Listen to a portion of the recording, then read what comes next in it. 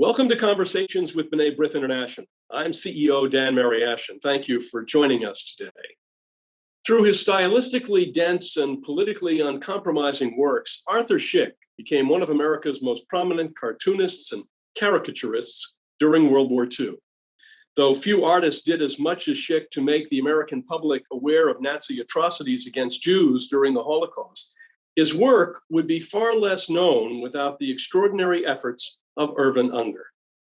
I'm fortunate to be joined today by Ungar, who has devoted the past quarter century to scholarship on Arthur Szyk and has curated and consulted for numerous Szyk exhibitions, including the Deutsches Historisches Museum in Berlin and the United States Holocaust Memorial Museum. Ungar is the author of Arthur Szyk, Soldier in Art, winner of the 2017 National Jewish Book Award, and the creator and publisher of the luxury limited edition of the Szyk Haggadah. He has also served as the curator of the Arthur Szyk Society in Burlingame, California. Ungar joins me today to talk about one of the most important 20th century illustrators who advocated action through moving portrayals of Jewish suffering and heroism in books, newspapers, and magazines.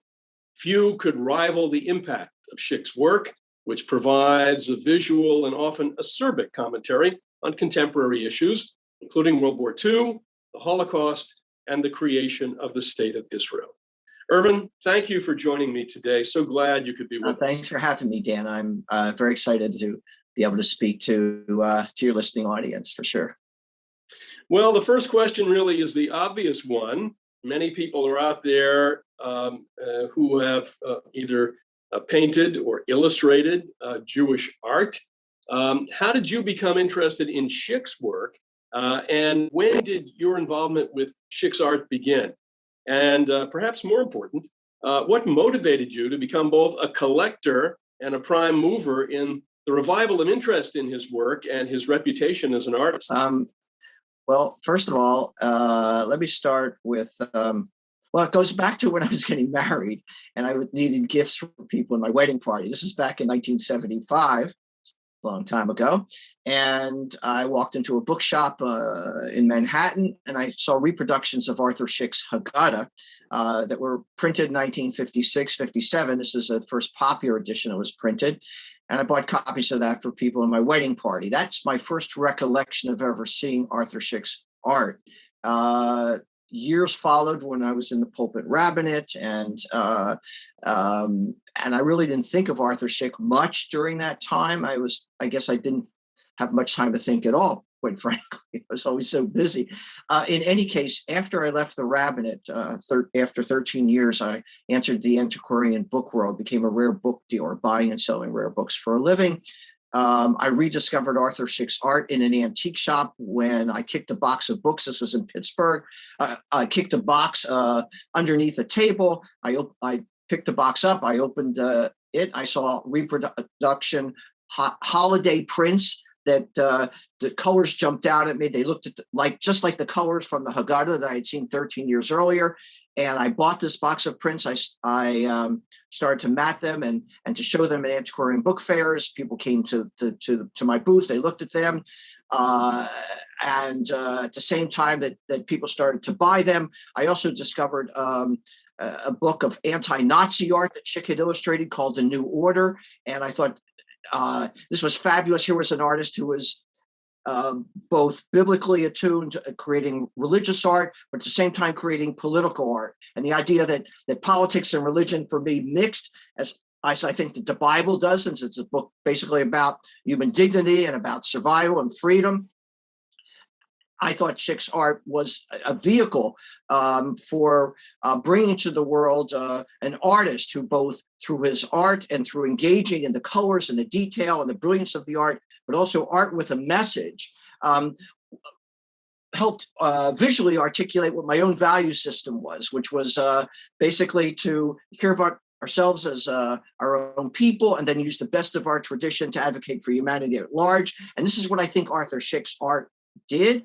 And that's what sort of began to move me in the direction of finding a way to bring his art to the world. So tell us briefly, who was Szyk? How did he become so ingrained in the American art scene so quickly after he arrived in the U.S. as an emigre. And I think from what I have read, his timing, the arrival in the United States was certainly fortuitous in terms of both the Holocaust and the beginning of World War II. So tell us about Arthur Szyk. First of all, Szyk was born in 1894 in Lodz, Poland, in Łódź, Poland. By the way, that was the same year that Norman Rockwell was born in New York City, a city that Szyk was destined to come to, and which he did in 1940 as an immigrant, leaving England, where he was at the time, going to Canada, and then coming into America in 1940 with his wife and daughter. His son was back in Europe, who ultimately was fighting for the Free French during the war. And then Arthur Szyk died in New Canaan, Connecticut in 1951. So those are the years in which all of this, everything has context. So one understands that he was in America, he was working here, and he ultimately died in 1951 in Connecticut, as I mentioned. Szyk had actually arrived in America earlier. He was invited to the United States in 1933, which was his first visit, and that was the year that Hitler came to power. And he was invited by members of the United States Congress to exhibit his works on freedom at the Library of Congress. Now understand this, you have to know who Arthur Szyk is before you're going to invite him. So he was well known in the world. And in fact, we can talk more about how famous he was during his own lifetime, but he was invited here to exhibit his works on freedom. When he arrived, they were at the Brooklyn Museum, and then they went to the Library of Congress. And while he was here in 1933, Szyk was presented with the George Washington Bicentennial Medal for his works that he had created in Europe on freedom. And perhaps we could address some of them as during the course of this conversation. This is already after he had been decorated by France, given the Palme Académique for his works on behalf of humanity, and he had lived in France from 1921 to about 1933. So he was decorated by France, and then he was also decorated by Poland, and given the Gold Cross a medallion for his works also on behalf of humanity. So here's an artist comes to America, 1933. He's here for 7 months. He's exhibited here. He's presented with the high honor while he's here, and then he returns back to Poland in 1934, where he begins work on his Passover Haggadah, which we can talk about later.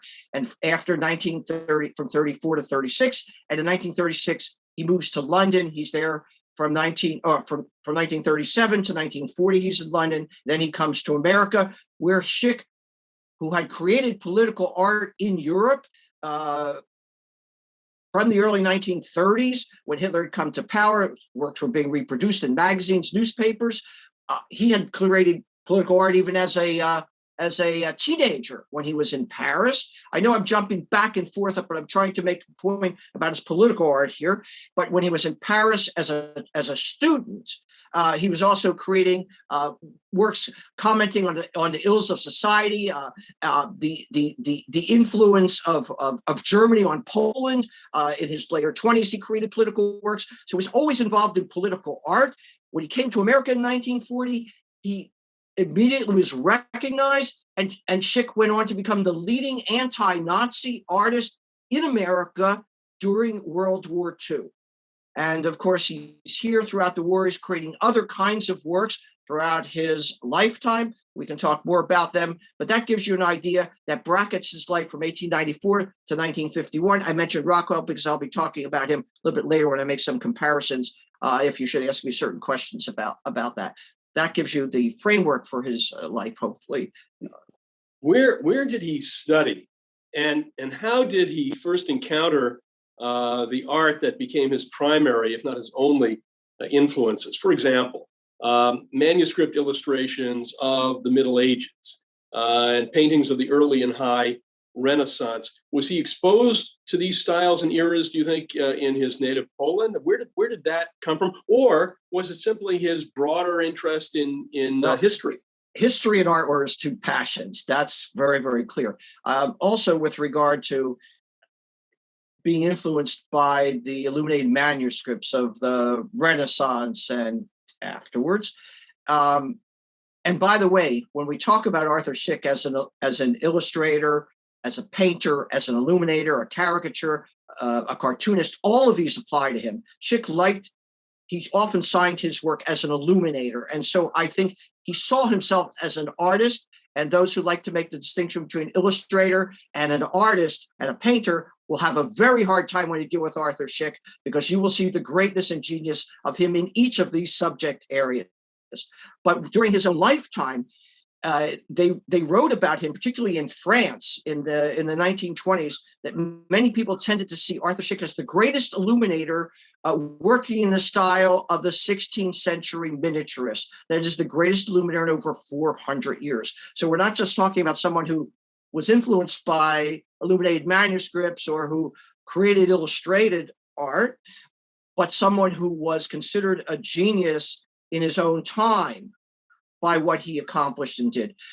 As a child, Szyk attended trade schools, and he did attend an art school for about a year. And then in 1910, his parents sent him off to study in Paris. His father owned a textile mill, so Szyk grew up in a upper middle class. He was very influenced by, the multicultures that existed in Łódź, so he became very attuned to international events, but also since Łódź was also at the end of the silk trade route, there were many merchants who were passing through this city of commerce. And as a result of his father being in the textile business, I'm sure he saw many colors, many patterns, many designs as a youngster. But he went off to Paris in 1910, and he studied there at the Académie Julienne, which was with the École des Beaux-Arts and the Académie Julienne, two of the finer schools of study of art in Paris. However, through research and during a 3.5-year period when he was in Paris, through research, we learned that during that time he attended only 12 classes. So it wasn't in class that Szyk was learning what he was. He was at the Bibliothèque Nationale. He was at the Louvre. He was at the Cluny. And these became his halls of learning, where he then saw these illuminated manuscripts. And then I think he was drawn to that style, particularly because he saw his mission as a way. He saw art as a way of delivering his message. He used to say, "Art is not my aim; it is my means." And that through there was no ambiguity. If he could illuminate a text, as an illuminator would do, that is through art, through illustration, to help deliver the message of a text, Szyk could be very clear about what he wanted to accomplish. And so he was drawn to this style, but his style was many styles. I mean, he loved nationalist art of Poland. So he was influenced by Polish and Slavic folk art. He sought, as many Jewish artists did, an early Jewish art style, and actually went to Palestine for 6 months after he returned from France in 1914 for about 6 months as he went back to Poland. Then with a group of artists, he went off to the Holy Land and some say he even taught for a while at the Bookseller School of Art. But Szyk was influenced by various styles, and then he integrated, synthesized, and created his own technique. He then also applied the style of illumination to caricature and cartoon, as seen in Satan Leads the Ball, for example, where you will see great detail, great density, as he applied this very, very, very concise style to caricature as well. And there's no one who creates that kind of art and would take the time to do that as Szyk would do. So I hope this gives you some idea about what he was drawn to earlier, but what he learned, he mastered himself. Just like all the languages that many Europeans spoke, Szyk spoke numerous languages, but he also wrote he also used calligraphy of Hebrew calligraphy, and also wrote in Arabic and in Chinese. This was a man who was a highly diverse, highly educated, and he applied all his knowledge of history and of world events and portrayed it through his art to deliver the kind of messages that he wanted to deliver. Well, you said that he was 16 when he left Poland, but at 16 already, you've been exposed to many things around you. What role did Jewish folk motifs, as you mentioned it, imagery that he seemed to be quite familiar with, play in his art? In other words, Łódź had a very large Jewish population. Right. So clearly, he was exposed to Jewish urban life and the various communities within the community. So how much did that, do you think, influence the imagery and the Jewish folk motifs that he employed? Actually, I'd like to use this question to answer, to try to answer, but I cannot answer. Where did he get all of his Jewish knowledge from? And we don't know of any Jewish. I was going to ask you that. Oh, yeah. I've been asking myself that question, and I really don't have the answer. It's one of the few most important questions about Szyk that I'm not aware of. We don't know who his teachers were. We know he did not go to Cheder. He didn't go to a Jewish school as a young child. So obviously, I mean, it is believed that he was descended from the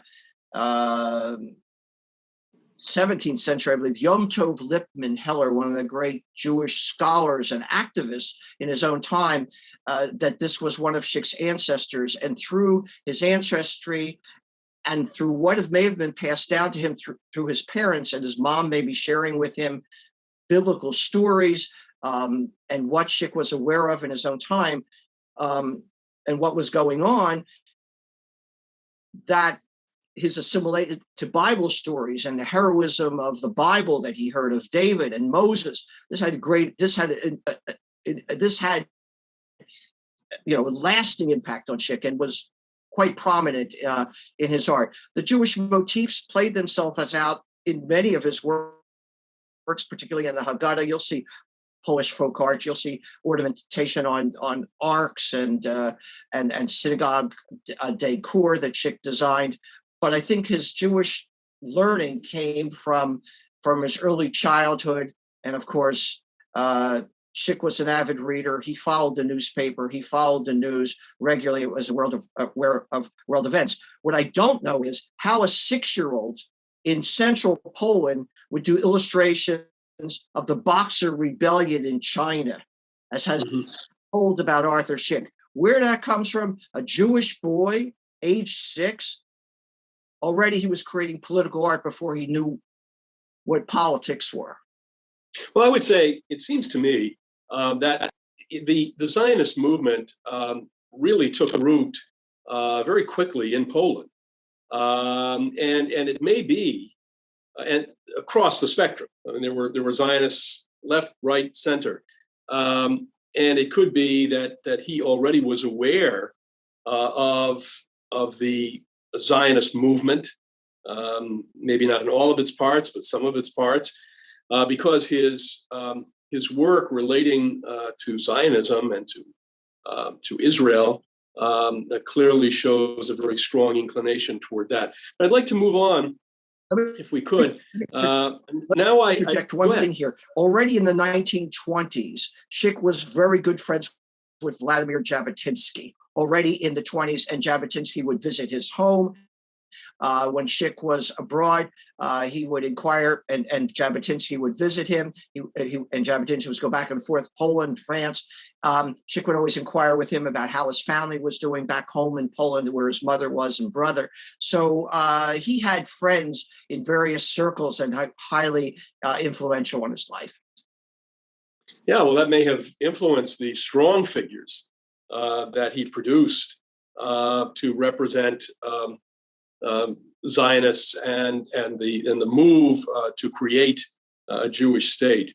And now I believe that you have a piece you'd like to show us by Szyk that fully illustrates how the revelation and layering of details serve to expand on his message. Speak to that. No, I actually had, there is something I picked out to demonstrate that, and it's about a Polish hero who served in George Washington in the Continental Army during the American Revolution, Tadeusz Kościuszko. But in light of what this question you just asked me about Jewish heroism, I'd like to select an image that answers your question about layers in his art, but also addresses the heroic within Jewish tradition. So for that, I've selected an image from the Haggadah called the Bread of Affliction. And when you look at this image, this is the Bread of Affliction, which is obviously referring to which is the matzah, which in Jewish tradition we eat at the Passover meal. It's both the bread of affliction and also it's the bread of freedom, and matzah representing both of them. And Szyk is illustrating this point in this work of art. The central figure, of course, is Abraham serving the strangers, a meal to the strangers who visit him in the Bible to deliver him, various messages about his own life. And there, according to Jewish tradition, there is a legend that they actually visited him on the eve of Passover, so he was serving them matzah. Hence this image within, this is the bread of affliction. At the top, we see a leopard, and it's believed that Szyk had actually painted swastikas on this leopard, but he painted them over prior to publication because there's other swastikas he painted in the Haggadah on the Egyptians, because in the Haggadah, Szyk had seen the Nazis as the new Egyptians who had come to annihilate the Jewish people. And I could talk more about that, but to stay to this one particular image about heroism, in the bottom left-hand corner and the bottom right-hand corner, we see a pair of Jewish men. But in the bottom left, what we're looking at is Jews who are in chains, who are under affliction of the Egyptians, who are working for the Egyptians. But in the bottom right-hand corner of this image, we see two Jews who are going off to Palestine, and by the way, this is an image from the mid-1930s, because his Haggadah was painted between 1934 and 1936, when Hitler had already been in power. So Szyk in 1930s is already emphasizing in his Haggadah that the Jews should be going to Palestine, get out of Europe, but the Jews should be heroic. Also is another theme in his Haggadah, which in a sense, he wants to show the strong Jew, the new Jew, the macho Jew who is going off to the land of Israel. And Szyk paints on his arm a tattoo, which is the Star of David, sort of symbolizing the new Jew who's willing to go off to the land, but yet is sort of heroic in what he's doing. So when you look at this image, you see the numerous layers, which is what your question was. Pick a work of art that maybe demonstrates, the many things that are going on. Szyk is assimilating all of this into one single work of art within his Haggadah, which is tied, of course, to other images in Haggadah that help to emphasize the two major themes, or many of the themes, but two of the themes which make his Haggadah different from all others. And we can talk more about that, but this is one single image that I wanted to sort of decode for you. In what media did Szyk prefer to work? Did he enhance the paints and the inks that he used to create the bold colors, beautiful bold colors in his art? And did he earn a reputation during his lifetime, and you alluded to it earlier, as an illustrator like Norman Rockwell or N.C. Wyeth? Or was he known as an artist who utilized many processes and whose talents expanded beyond illustration? So I may ask you to repeat some parts of the question again, but let me start first of all with the Szyk worked with watercolors and gouache. He worked only on paper. He never worked with oils on canvas. His works were small. They were 5 inches or 7 inches by 5 inches, or 8 inches by 10 inches. So he was a miniaturist.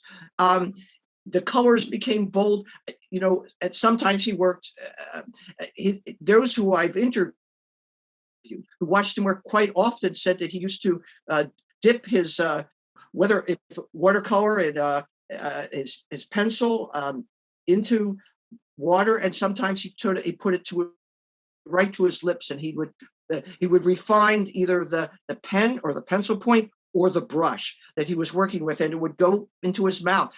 I don't know that contributed to the boldness. I think Szyk was bold in doing this, and who knows what that led to in terms of later on. But this is how he worked, in watercolor and multi-layers of gouache. And wherever he worked, whether it was in Poland or he worked in Connecticut, or he worked in New York City, he was buying paints in those various places. I once met a man whose father was in the paint business in Connecticut. He sold Szyk his paints there, but he wasn't bringing them from Poland. But he had vivid and bright colors in the 20s and in the 30s and the 40s in Europe, but also in the United States. Norman, about his contemporaries, Wyeth and Rockwell. How was he seen in comparison to them? I think the best way of sort of demonstrating it would be to take a look at this slide, which shows a cover for the Saturday Evening Post by Norman Rockwell and a cover for Collier's Magazine by Arthur Szyk. At the same time that Rockwell was creating art for the Saturday Evening Post in the 1940s, Szyk art was appearing there. How many people were seeing Norman Rockwell's covers on the Saturday Evening Post? 3 million people saw each copy. How many copies of how many people were seeing each cover of Collier's of Szyk? 2.5 million. Everyone who saw Rockwell was seeing Arthur Szyk, but they also saw more of Arthur Szyk than he did of Rockwell during his lifetime. Now, one might say, well, Rockwell's Four Freedoms, a lot of people saw the Four Freedoms of Rockwell. That's absolutely clear. But were I to now be talking about Arthur Szyk and how famous he was and showed all the places his art was, I could pretty much show to you how really famous this artist was. Maybe not more famous than Rockwell, but at least, but not less. And with regard to his contemporaries, there was a review that was written just after an exhibition in New York City in 2017 by Donald Cuspit, a leading art critic in the United States. And for Art Forum magazine, Szyk had made a comment that if we look to the artists of the 1940s, Hopper or Jackson Pollock or Ben Shahn, probably the most famous of them, he wrote in Art Forum in 2018, probably the most famous of them in terms of the kind of art that he created that had a social message, the most famous of them was Arthur Szyk. And that's what Donald Cuspit wrote in 2018. So he was incredibly well known during his lifetime. His art was appearing everywhere, at military bases, at USO recreation centers, over 500 USO recreation centers where GIs would go before they'd go overseas, saw Arthur Szyk's art. There were dozens of exhibitions that were taking place in 1941 in New York and in 42 throughout the war. From 1943 to 1944, in the New York Post alone, there was almost 100 works of art in the New York Post, and he was syndicated. His artworks were in PM, in Chicago Sun, throughout the United States. And I at one time I owned his World War II scrapbooks, and Szyk used to keep records of every place that his art was appearing in the United States. Eleanor Roosevelt was writing about him in her columns, My Day. He was.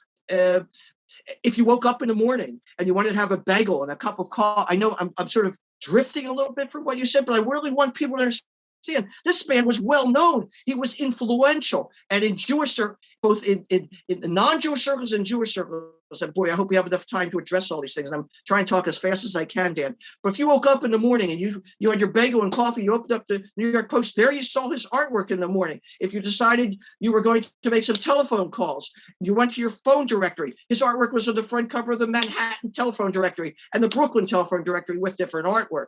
And you wanted to go to an exhibition in New York City. You wanted to go to Knoedler's or Wildenstein. You wanted to go see a Picasso exhibit, but Picasso's not in town. But Arthur Szyk is being exhibited in the finest art galleries in the center of the art world in the 1940s.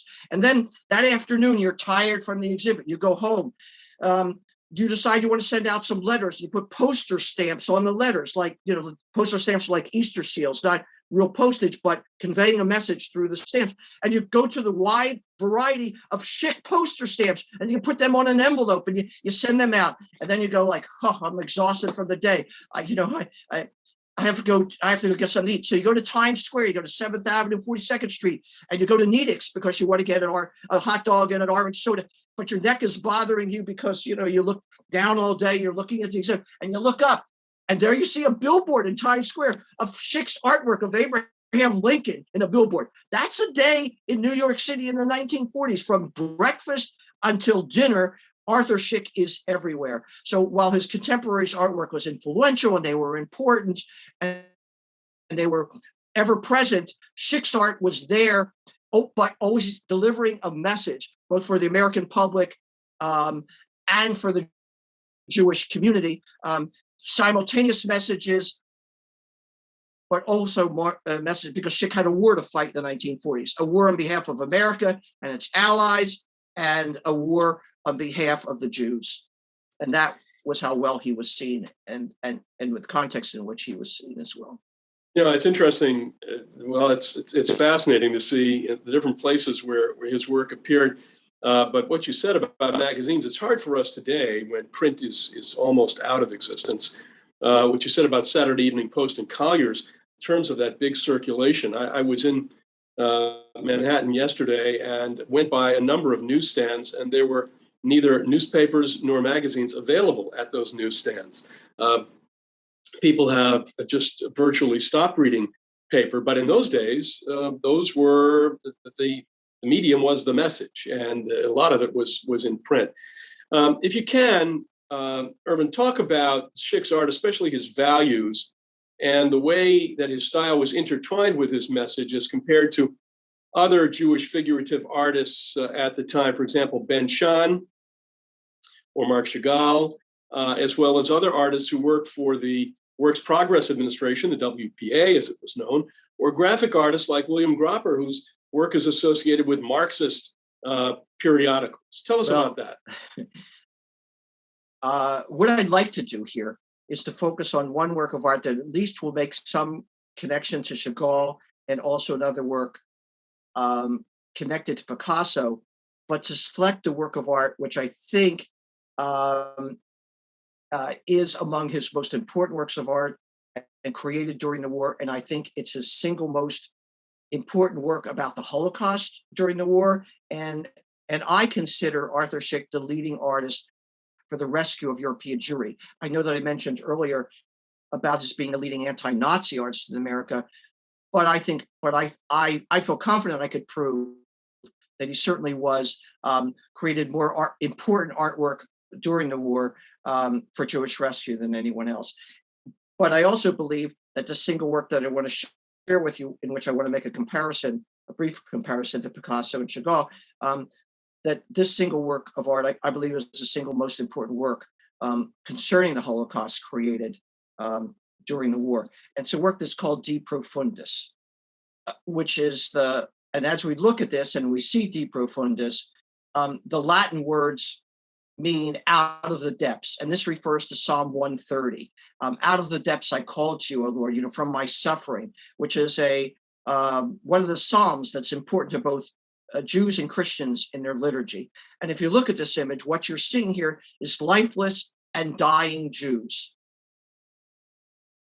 And in the upper left-hand corner, in addition to that, what you see is Jesus here, where Szyk has painted Jesus holding the 10 Commandments, as if to say, were Jesus alive in 1943, when Szyk created this work of art, he too would have been killed as a Jew. Now, before I talk about this work further, I want to draw a comparison to Chagall and to Picasso for a second.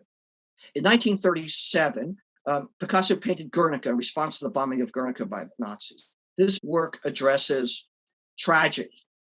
Likewise, in 1938, Chagall painted a work called White Crucifixion in response to Kristallnacht, the Night of Broken Glass, the onslaughts in Austria.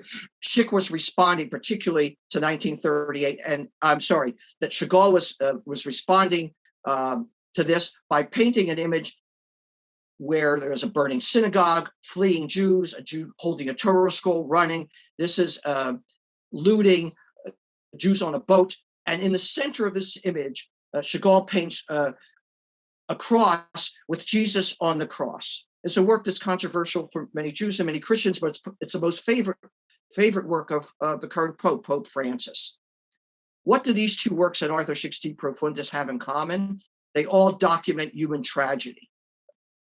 Picasso, 1937, Chagall, 1938, Szyk, 1943. But Szyk's work of art does something the other two do not do. And that is that by adding the statement, Cain, where is Abel thy brother, taking the biblical statement where the first two children, there's already a murder a murder where one brother kills another. And Szyk is asking Cain, where is Abel thy brother, in terms of accountability? Who is responsible for this? Who is responsible for the killing of your brother? Szyk is saying to the American public, in creating this work of art, who will be held accountable? Not just to document human tragedy, but to call account for accountability. When Szyk created each work of art, it was always done for the purpose of reproduction. He wasn't creating beautiful colors so that one could hang this over the sofa in their living room. He was creating art that had a message. And how would that message be delivered? Through a newspaper, through a magazine, through its reproductions throughout the United States. This is how people got the news. You referred to this earlier.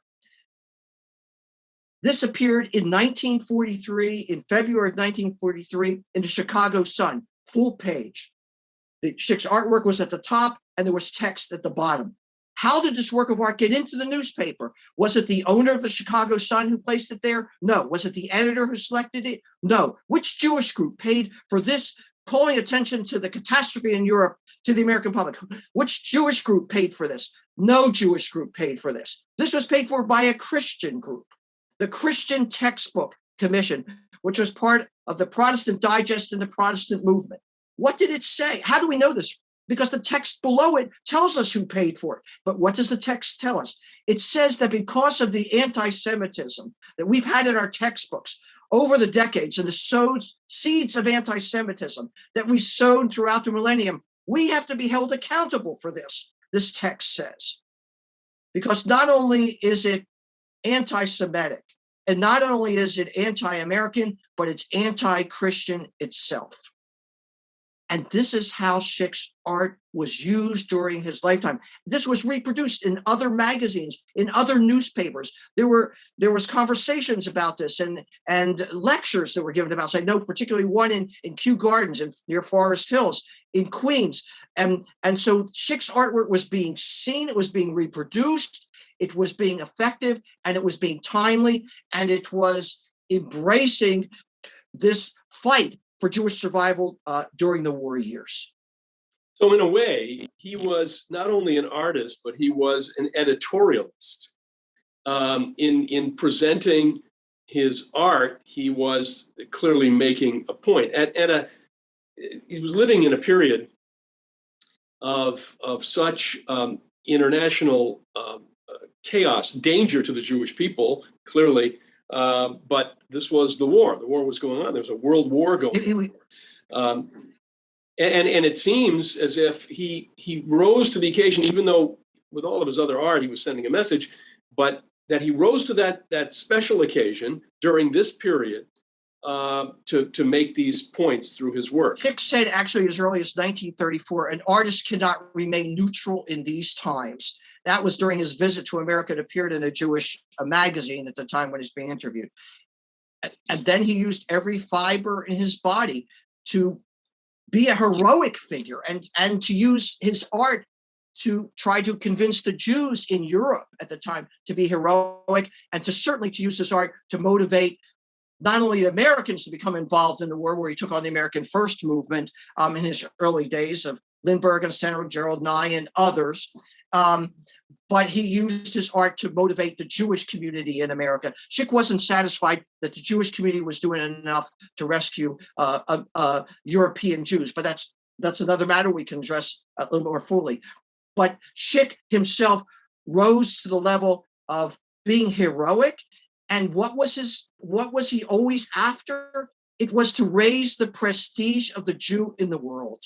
And wherever he was, this was a man who was proud and in Poland, he was embraced by members of the Polish government in 1931-32, on the eve of World War II, they would travel throughout Europe. His statutes of Kalish, which was laws of the town of Kalish in 1264, when the Jews were granted civil religious privileges. And Szyk illuminated this in the late 1920s because he wanted the Jews of Europe to be given civil and religious privileges in the late 1920s and early 30s, because that could empower a nation when they grant to the minorities their rights and their opportunities of growth, which can contribute to the well-being of its society. And the Polish government and this document that Szyk illuminated also showed the contributions that Jews had made to Polish society. So the mutual and beneficial relationship between the two. And Szyk and the Polish government in 1932 traveled his artwork, this portfolio, to 14 cities in Poland. This is on the eve of the war. And so Szyk is well recognized and respected as a Jew within Poland, and well connected to Sikorskis and the Paderewskis and the Pilsudskis. They all knew him. Everyone knew Szyk. He was very involved because, this was his life, and they respected him for his messages. And just as he related to the presidents and kings of countries and the Queen in England who had bought his artwork, and in France where he's recognized, and by the American government and by Roosevelt, whose works, by the way, hung in the White House, and we can talk more about that as well. But this was a man for the soldiers, the GIs who were fighting in the trenches, were carrying Szyk's caricatures and cartoons in their pockets. There's newspaper clippings. They used to write to him, send us more, send us more. The military bases wanted to exhibit his art. Szyk was being seen by everybody, and he wanted his art to be seen, and he wanted his messages to be delivered to multi-fronts, to abroad and to the American public and to the Jewish community in America. And the various publications, whether it was the American Hebrew or whether it was Answer magazine, other Jewish press, or the Morgan Journal in New York, whatever it was, in the Jewish press, his art was there. Time, after the bombing of Pearl Harbor, his art's on the front cover of Time magazine. And so on the cover of numerous magazines and newspapers. And by the way, they were editorials. His art, you referred to that. There wasn't any text that Szyk wrote with his art. The artwork just appeared there, and you knew the message that he wanted to deliver at the time. And Szyk did not write descriptions of his art and explain them. He wrote captions. You'd often see that, but the artwork itself served so that in many places, to many audiences, to numerous messages, this man was ever present. Well, we have time really for only two more questions, and because I want to get to the Haggadah, which of course is so central to understanding the importance of Szyk's work, representative of Szyk's work. But tell us a bit, if you can, first about Szyk's more unusual projects, including the deck of Old Testament playing cards and the Cleveland Memorial stained glass windows. Sure. So Szyk worked in the 1930s, when again he thought Jews should be heroic. He created playing cards of the kings of ancient Israel: Saul, David, Solomon, and Hezekiah. Each of them with a unique characteristic for each. Like, for example, Solomon there would be a scroll in Solomon's hand, whereas Hezekiah.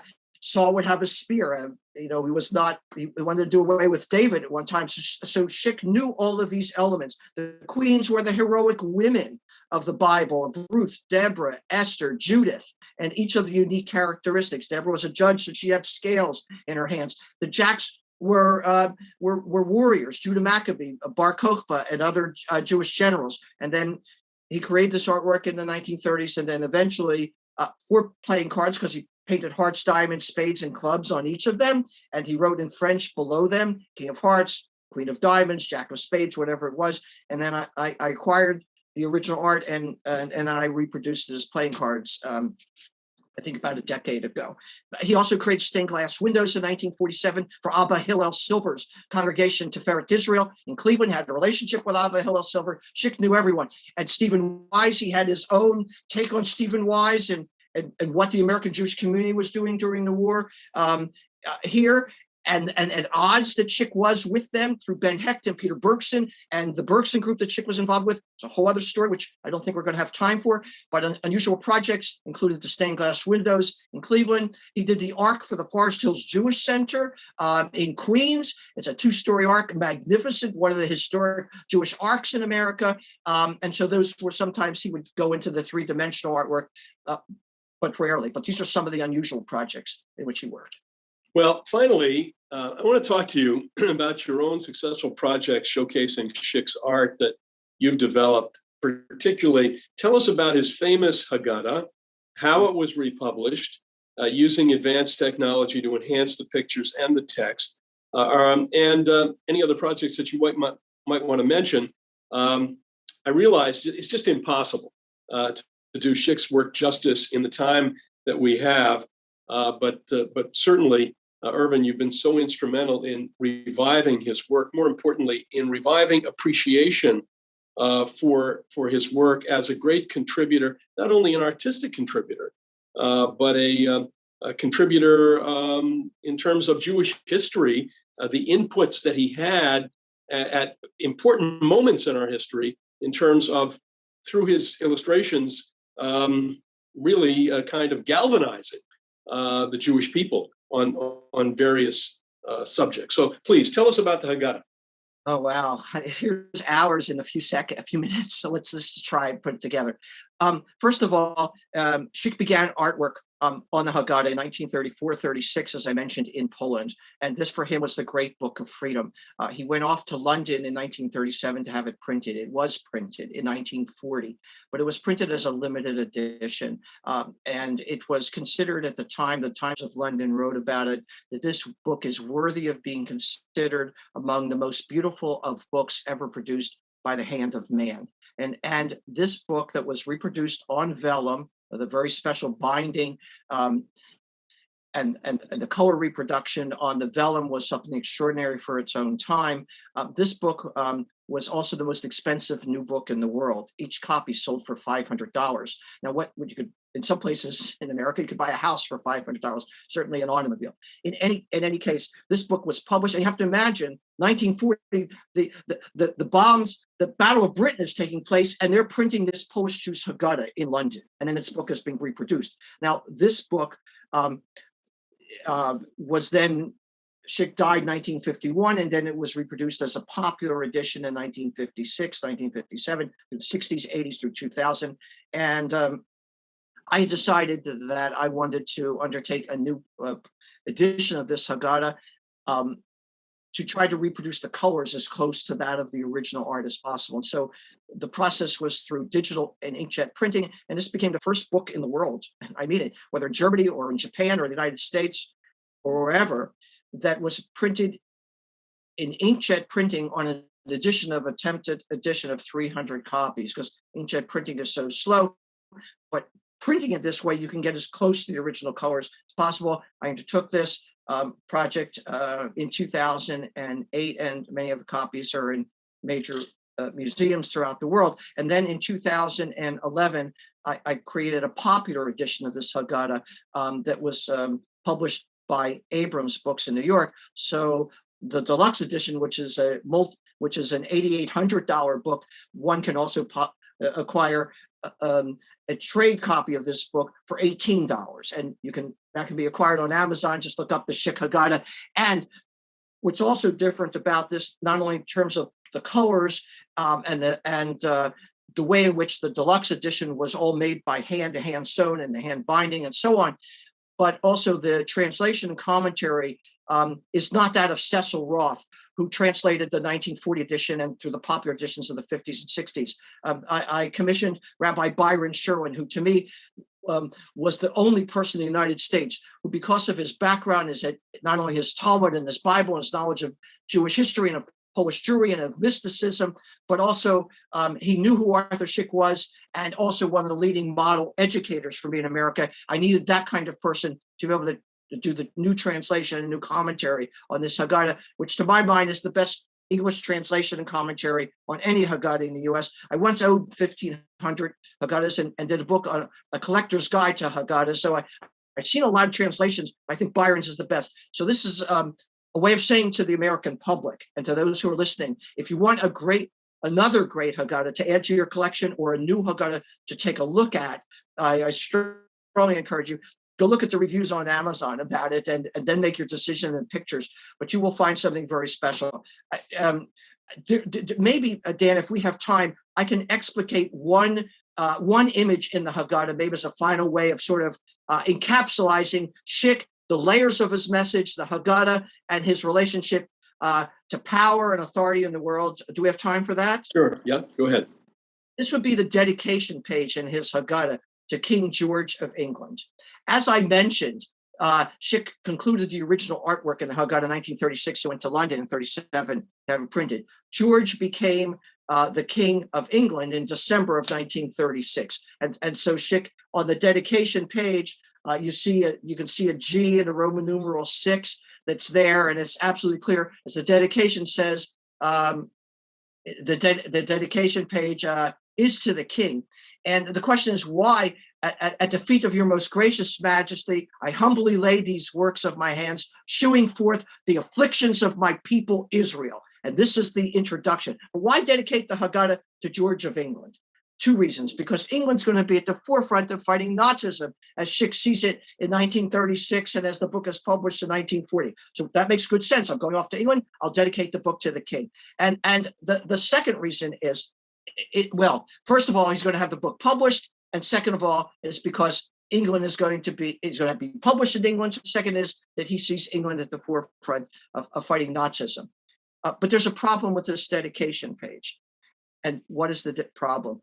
The problem is that in 1936, the British had already passed a series of white papers that restricted the flow and immigration of the Jews out of England. So how could she dedicate this book of freedom to the British, who have already restricted the flow of Jews while they may be fighting the Nazis and as part of the Allies, but at the same time, they're restricting that flow of Jews through the white paper to go to England. So the question is, how does Szyk really respond to this? And what he does is, at the bottom of this image, what he does is, in the bottom right-hand corner, he paints European Jews who need to have an exodus from Europe. Remember, this is a book about the exodus of the ancient Israelites from Egypt. And in the bottom left-hand corner, he paints the gates, the entering of Jerusalem, and paints the word Sion in Hebrew, Zion, the land of Israel, in the bottom left-hand corner. And in the bottom center, between the Jews wanting to leave Europe and going to the land of Israel, he paints a British military ship that prevents the Jews from leaving Europe.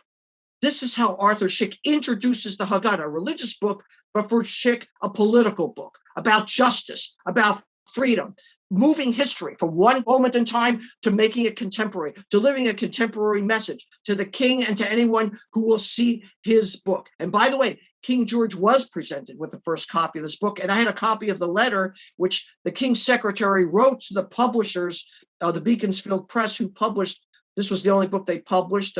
Jews from Poland who formed together to create a publishing house just to publish this book. But the king's librarian wrote to them that this is one of the most beautiful books we've seen. And the king, for a fortnight, for over 2 weeks, would keep this book in Windsor Castle, and he would show it to anyone who would come by. But the king did not address what Szyk was doing or acknowledge that in a letter. In the bottom right-hand corner of this image, we see Arthur Szyk with a palette in hand, dressed in quasi-military garb, as a soldier in art, which is how he saw himself, with a palette, painting the portrait and the history of the Jewish people. And this is the dedication page, which opens Szyk's Haggadah, which announces to the king, to the world, the plight of the Jewish people and the need to respond at this time. At the end of the book, there's the second and final dedication page, which is in French. And here Szyk says, and while the King George dedication page is signed Arthur Szyk, Illuminator of Poland, this dedication page at the end of the book says the signature is Arthur Szyk, Painter of Israel. And the text here is, I am but a Jew praying in art. If I have succeeded in any measure, if I've gained the power of reception among the elite of the world, I owe it all to the teachings, the traditions, and the eternal virtues of my people. Arthur Szyk, painter of Israel. Irvin, it's been a real pleasure. Thank you for being with us and boldly reminding the world of Arthur Szyk's vital artistic contributions 70 years after his passing. Thanks for being with us. Oh, it's my pleasure. Thanks, Dan. Well, thanks again to Irvin Ungar for joining me and speaking with us about Arthur Szyk's uncompromising work and bold commentary. In his own words, a soldier in art. And thank you for checking out this conversation with B'nai B'rith. If you enjoyed this discussion, make sure you never miss a program by subscribing to the B'nai B'rith YouTube channel, liking us on Facebook, and following us on Twitter. And be sure to visit our website, bnaibrith.org, to learn more about our important work. See you again soon.